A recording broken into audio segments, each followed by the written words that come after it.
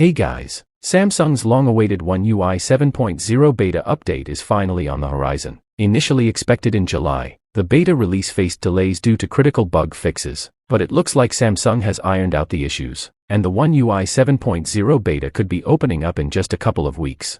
According to Tipster Ice Universe, the latest internal beta build, with firmware ending in XJValidity, is packed with new features and improved flexibility, reportedly making it one of the most advanced updates yet. This update promises to bring a new level of customization and performance that we haven't seen in previous versions.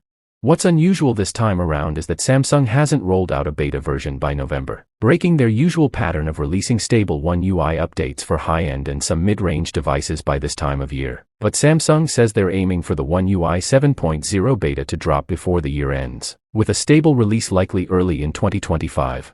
The devices eligible for this beta program could include the Galaxy S23, Galaxy S24, Galaxy Z Flip 5, Galaxy Z Fold 5, Galaxy Z Flip 6, Galaxy Z Fold 6, Galaxy A35, and Galaxy A55. But here's the catch, it won't be a global beta. Samsung plans to restrict access to just 7 countries: China, Germany, India, Poland, South Korea, the United Kingdom, and the United States.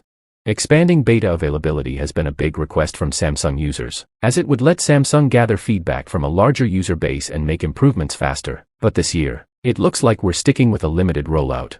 So, what do you think of Samsung's One UI 7.0 beta and the limited release strategy? Are you excited for the new features? Let me know in the comments below, and don't forget to like, subscribe, for more updates, and I'll catch you in the next video. Peace out.